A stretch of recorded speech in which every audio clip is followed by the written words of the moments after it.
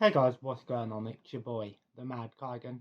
Up here today, guys. I thought I'd do something, well, a little bit more familiar for those people that followed me back in the day, when, um, you know, obviously, as you know, I started my channel as a bit of a game collecting channel, and that's always what I sort of pride myself on.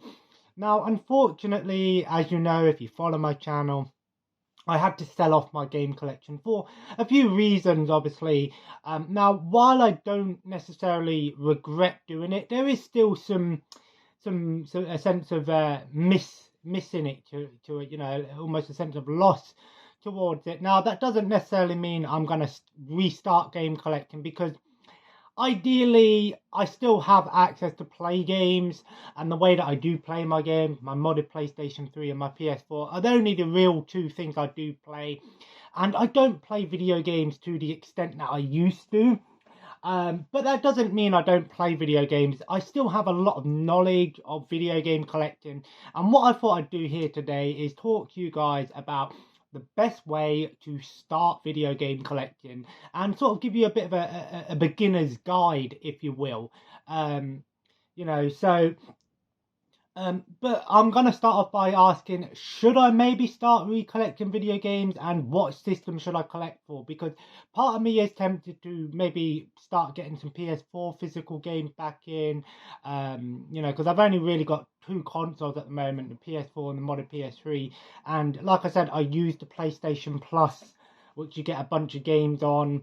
And then my modded PlayStation's got a bunch of games on there, hundreds of games on there. So ideally I can still play games, no problem. It's just a case of maybe it would be nice to have some physical games again. But that being said, so first of all, there's a few things you need to take consideration when starting a game collection. You need to think a little bit about a couple of things. First of all, you need to think about your financial situation. Video game collecting is not cheap. Now, that's not to say that it's not cheap to collect video games, because there are ways around it, and we'll go into that in a little bit. And the second thing you need to think about is your space. Think about your setup and your space. If you don't have a lot of space, maybe physical game collecting isn't the best idea for you. But if you've got plenty of space, then by all means, Now, the problem I made, and the problem I think a lot of people make, is that some people want to try and go through loads of different systems. So what I would suggest is go for a system that you're passionate about, that you think is going to be right for you. Now, choosing a system can be very hard because every system has its ups and its downs, its pros and its cons, if you will. Some systems have great games on there, other systems have great hardware, and there's a few things you need to take into consideration when doing this. So first of all, you need to think about your setup. If you've got a 4K television, which most people have in this day and age, and that's your main television, you probably want to stick with a console that's going to do HDMI out. Now, with older systems, there are ways around it. There's HDMI upgrades and HDMI converters, modding your systems. But again, for most people, think about what sort of setup you have. If you're going to go with like an old Atari or a Sega Genesis or an NES, think about, if you've got a modern 4K HD television, you're probably going to have to, mess around with, you're going to have to mess around with, either getting the setup done right, or maybe having to buy an old TV, or do something like that. So don't go for something that is going to be more awkward for you, because again, it cuts into that sense of space and price as well, because so the best thing to do is think about what you've got in front of you. And like I said, the mistake I made was I was getting loads of different systems, and then I had so many different games, so many different systems, and I could only have so many things set up at once. At the moment, because of how big my TV is, I've only just been able to fit my 4K Blu-ray player and my PS4 there, and my PS3 is down the side of my bed. So I probably won't be able to get any more systems on this upstairs at the moment. You know, if I was to get a PS5, for example, or an Xbox Series X, I could probably just stand it up, you know, and that. But obviously, you know, you got to think about the space that you've got, and that's very important. I think, you know, and because you don't just want to have loads of systems and go, I'm not playing these ones, you know, you're basically buying stuff for the sake of buying stuff. So first of all, choose your system. Think about a few things when choosing your system. Think about the price as well. And I don't just mean in terms of game collection. We'll talk about the game collection side of things in a minute, but let's talk about systems first. Now, like I said, relatively the best way to find a video game system is to do a bit of research first. Think about where you're going to get it. Think about a good price. You want to sort of look up the average prices things are going for. You know, don't just go, oh, I've seen a PlayStation 3 in CEX for £80. I think that's a good deal, and go, I'm going to buy it.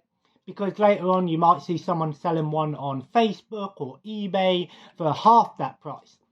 Now, there are a few ways you can cut costs and save yourself a bit of money. Maybe sort of break it down a little bit. Maybe just buy a standalone system with no games, no wires, and take a chance on it. And maybe then buy things separately, your HDMI cables, your controllers. That is a way of doing it because you can cut corners. If you are a specialist and you know how to fix things, then yeah, you probably could try and fix some stuff yourself and save yourself a bit of money. But always do a bit of research and a bit of shopping. The best way, in my opinion, to do it is think about the value you're getting. I would say a bundle deal is probably the best way of going about it. Look at Marketplace, Facebook, and even groups as well on Facebook, or dedicated services that sell these things, you know, online marketplaces and things like that. You know, so think about what you want. So for me, for example, a PS4 is my main system. So I'd go, okay, what do I need? So a PS4 is going to cost me, you know, on average £150, give or take. You think about how much I want to spend. Does it come with a controller? Great. And then what do I need extra for it? So that's the first thing you want to do. Choose your system and go with it. Try not to get loads of systems at once, because it's kind of like, you know, having a dog or a pet or a kid or something. You know, the more you have, the harder it's going to be for you in the long run. So try to stick with one, see how you go with it, and then when the time's right, yeah, maybe think about getting your second one, you know, like a car or something. You don't just buy 4 cars straight away, do you? You get one, you use it, and then when you need another one and the time's right, you go for another one. So that's very important. Think about your setup, think about the price, think about what you're passionate about. Now, when it comes to collecting, you know, you've got to decide to yourself, what do I want to do? You know, how do I want to collect my games? Do I want to be a completionist, or do I just want to go with games that I know I'm going to play? Because I was a bit of both, really, and I made the mistake of just getting tons and tons of games. I mean, this bookcase was just full of PS2 games, and I'd say I probably played about 40% of them, if that. And that's the problem, you know. If you got to think to yourself, you know, you've also got to think about how much time you've got as a person, how many hours do you work, do you have kids, do you have a family? You know, video games are a great source of entertainment and a great way to chill out and, you know, enjoy yourself. And think to yourself, what sort of person am I?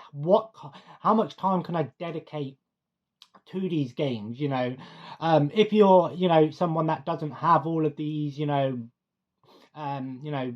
responsibilities, and like some people might have, you know, go, well, maybe I can go for a completionist collection. Other times, the best way to do it, especially if you're going for a collection, you want to start collecting for a system maybe you grew up with, or a system you remembered playing when you were younger, like a PS2 or a Sega Genesis or an Xbox Classic, you know, then obviously a great way, how I tend to see it, a great way that I would do is buy a system, and then just go for the games that you want to play first, because your best bet is you don't want to buy a system and then buy a bunch of games that you've never played, you don't know about. Yes, it's always good to explore and expand your horizons, but you don't want to go out and spend, 40, 50, 60 quid on, 20 Xbox 360 games or whatever. I know you probably get more for that, but, and then go, oh, I don't like this one, I don't like this one, I don't like this one. So try to stick with stuff that you know you're going to play and you're going to enjoy. Now, if you want to be a completionist and go for a full set, your best bet is probably to, again, there's a few ways of doing this. The way I found is every system has cheap games, every system has expensive games. Now, again, going back to choosing what system you want, retro gaming especially is expensive, and I'm talking expensive. I mean, some retro games cost, you could probably get like 10 PS2 games for the price of one PS1 game in this day and age. It's crazy, right? Better technology does not necessarily mean it's more expensive. That's not always the case. Now, again, try to, think about how much these things are going to cost. Now, the way I did it was I got the cheap games first. I'd always look around and I would do bundle deals on eBay and job lots, because if you do job lots and stuff, maybe you can flip a few of them and get some more money. Now, again, reselling and all of that, that's a whole different story altogether. If you want to become a reseller, then I'd recommend looking up some other videos. I think I've done one myself before in the past, so that's an entirely different story. But again, you want to think about what ones are you going to go for, because now some people who call themselves completionists don't go for sports games. Now, 90% of systems sports games are the cheap ones. I'm talking, at least here in the UK, I mean, I could go into CEX and pick up every version of FIFA up until the newest one that's released now, and every version of Madden and NBA, and probably spend the same price that I would pay for one brand new Xbox One or Xbox 4 Series game or PS5 game. Do you know what I mean? It's crazy. So that is a good way of doing it. If you are going for a completionist, go for the cheap games, And it's always important to, depend on where you live, it's always good to check out different places. Don't just be put off because your local gaming store or electronic store or wherever you buy your games from doesn't have the games you're looking for. Because the best way to find games, in my opinion, is online, because you can find exactly what you're looking for. However, you may be paying a premium for it. You also have to take into mind shipping. You're not going to have that game straight away in your hand. You can't always check the price of it, the condition of it. So, again, it is a touch and go situation. I mean, eBay and Amazon can be a great source. More so eBay than Amazon when it comes to older games especially. So, think about those sort of things. Now, again, also think about your space as well. If you haven't got a lot of space, going for a complete system game collection is very hard to do, because even though I've got two big bookcases in this room, if I wanted to go for a full PS2 collection, it wouldn't fit on both of these bookcases. There's nearly 4,000 PS2 games. And that's something you also want to take in consideration when choosing your system. Think about how easy is it going to be to collect for this system. You've got to think about the games prices, what games are easy to find, which ones are the more common ones, and how accessible are these games to me. Now, luckily here in the UK, CEX has started to sell retro games, but they don't sell every single retro game. And in my opinion, I think some of the prices are a little bit too expensive for my likings. Which is why when I had these retro systems, I didn't have a lot of games for them, because I just couldn't justify spending that much money on a game that I might only play once and never play again. And that's also important if you want to be a game collector. How I see it, I mean, some people are quite happy to have just sealed games sitting on the shelf, and that's fine. If that's who you want to be, then fine. But I'm a bit of a traditionalist. I believe if you're going to have something, at least use it. You know what I mean? You know, it's like DVDs and Blu-rays for me. You know, I only own something if I can't use it elsewhere. You know what I mean? DVDs and Blu-rays, that's a different story. That's why I've done this based on video games, because, you know, while yes, video games you can nowadays with, you know, modding and ROMs and emulation and obviously subscription services, you can still play a lot of these games and have them very accessible to you without having that taken up that space. So there are plenty of ways to play these games. It's just you've got to decide on whether or not you want to have them in your system, because some people will be happy with having a sealed game and being able to play it digital. Maybe PlayStation gave it away for free this month and go, oh, I don't need to own complete, you know, have to open it. I've still got one just in case, you know what I mean? So again, physical, digital, it's down to you. So again, these are the things you need to think about when becoming a game collector. So my advice would be to, one, think about the system you want to go for. Think about what you're going to go for. Is it something you're going to be enjoying? Is it something that's going to be easily accessible to you? And how easy is it for you to buy these games financially, and, you know, how accessible these games are? Now, when it comes to rare and expensive games, that's where the problem lies, especially, you know, because every system has some rare and expensive games. Don't get me wrong. I mean, there's probably games on PS4 that, you know, even though it's still an ongoing system, it's probably very hard to find these games. So you want to be careful. Always be on the lookout. I always find that, you know, looking in charity shops, at least here in the UK, and things like that, and eBay, bundle deals. Some people, you know, car boot sales and, you know, swap meets or whatever you have. Some people don't always know what they have. You know, and don't feel guilty that, you know, some people feel guilty that they've gone, oh, this person's just sold me a game for £2 and it's worth £200 or something like that. You know, if you do get that, you're very lucky. You know, but again, if you're going for a completionist, you know, you're probably not going to sell your game collection unless you have to, like myself. So those are the things I think about when choosing your system. Think about what games you want. And again, don't be ashamed to have a gaming system that maybe might not be the PS5. Some people collect for the PS3 or the PS2, and people go, why are you collecting for that? That's an old system. You know, I could put in a PS3 game or PS2 game and play it and love it and go, do you know what, this is better than 90% of the crap they put out. I mean, there's been many times that I've gone back and played an older version of a game, like Call of Duty, for example. You know, I could play Call of Duty Black Ops 1, and you can get that game on PS3 or Xbox 360 for like £2.50 or £3. And then the newest Call of Duty is like £65, and I go, well, this one, I think I prefer it so much more than the new one. Don't be ashamed of it, you know. Again, also think about, you know, whether or not these systems are going to be for you. Again, online and stuff like that. Again, do research, know what you're going for, look into stuff, and just don't be ashamed to you know, take the chance, you know, to jump on things when you get a good opportunity to do it.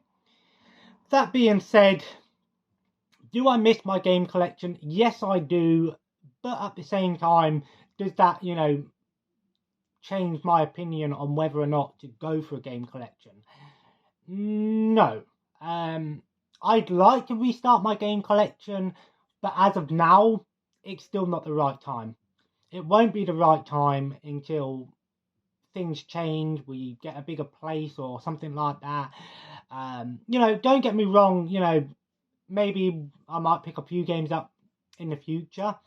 Maybe I will, I don't know. But for now, I just thought I'd pass on my knowledge, and hopefully if you are looking into game collecting, this might give you a good opportunity. And I suppose the biggest no-no for me that I can pass on is don't overwhelm yourself. You know, don't get me wrong, it's great when you can get a big bundle with loads of games and loads of systems, but ideally think to yourself, is it worth this is this worth the space and the time? You know, you got to think practically, and that's the problem I had, is I got so into game collecting that I actually realised I'm not going to enjoy these games. I'm not going to play these games. It's taken up space. It's not worth my time. I've just wasted money because when I sold them, I didn't get nearly as much as I spent on them. So, yeah, just bear that in mind. But anyway, I hope you enjoyed this video. I thought I'd talk about video games for a while. We've not talked about video games for a while. And as always, comment below. Let me know, has this given you some advice? Do you think this is a good idea? Are you looking to start a game collection this year? And if so, what system you want to collect for? In my opinion, what I would the best console to collect for, I think in 2023, I'm going to be honest, I think PS4 is a great time to start collecting for the PS4, because the PS5's been out for over a couple of years now. I know it's still hard to find. PS4 games are getting a lot cheaper now. I've seen a bunch of PS4 games. You know, I could go into CEX with £10. They'd probably come out with like 3 or 4 games. You know what I mean? So, yeah, I think the PS4 is a great system to collect for. The games run fantastically. They look great. And I think it's a great time to start collecting for the PS4.